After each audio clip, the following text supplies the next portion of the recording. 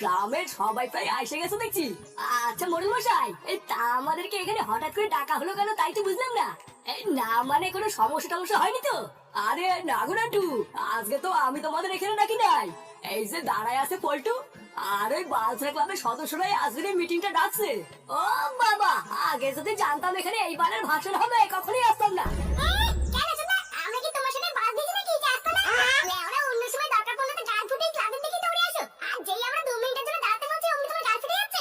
আহা ফুটো, মুখ খারাপ করো না। এই গ্রামের 5টা লোক হলো 5 রকমের, বুঝলা? তাই সবাই যে একই মত দেবে তার তো কোনো ঠিক নাই। এই না না পটু, তুমি আর সময় নিও না। এই মিটিংটা কিসের জন্য ডাকছো সেটা সবাইকে বলো। হ্যাঁ, তো তোমাদের সবাইকে এখানে যে কারণে ডাকা হয়েছে তোমরা সবাই মন দিয়ে শোনো। আমাদের এই ভাতারমারি গ্রামে এমন কোনো স্কুল নেই যেখানে গরিব বাচ্চারা বিনা পয়সায় পড়াশোনা করতে পারে। দুই একটা স্কুল আশেপাশে থাকলেও সেখানে প্রচুর টাকা ফিস দেওয়ার কারণে গরিব বাচ্চারা পড়াশোনা করতে পারে না।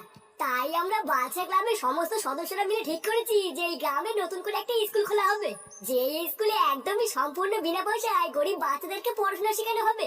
এখন একটা স্কুল করতে গেলে অনেক টাকারই প্রয়োজন, তাই তোমাদের সকলের সহযোগিতা লাগবে।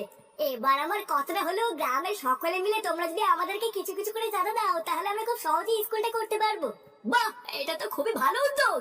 তোমার এই প্রস্তাবে আমরা সবাই রাজি আছি। এই হ্যাঁ মোড়ল মশাই, আমিও রাজি আছি। ওই তো, তা হইলে তো সব জলের মতন হইয়াই গেল। কিন্তু এখন কথাটা হইলো যে একজনটা তো দায়িত্ব থাকা লাগবে নাকি? মানেটা হইলো গিয়ে ওরা তো সবাই বাচ্চা, তা টাকা পয়সা হিসাবের জন্য তো একজনটা থাকা লাগে। আরে মোড়ল মশাই, আমি আছি তো। আপনি একদম চিন্তা করবেন না, এই চাঁদা থেকে যত টাকা উঠবে সব আমি নিজের দায়িত্বে রেখে দেবো। আচ্ছা নান্টু, তা হইলে তো সব পরিষ্কার হয়েই গেল। এই পল্টু, তাহলে তোমরা কালকের থেকেই চাঁদা তোলা শুরু করে দাও, বুঝলা? চাঁদা তুলে যত তাড়াতাড়ি গ্রামের স্কুলের কাজটা শুরু করা যায় ততই ভালো।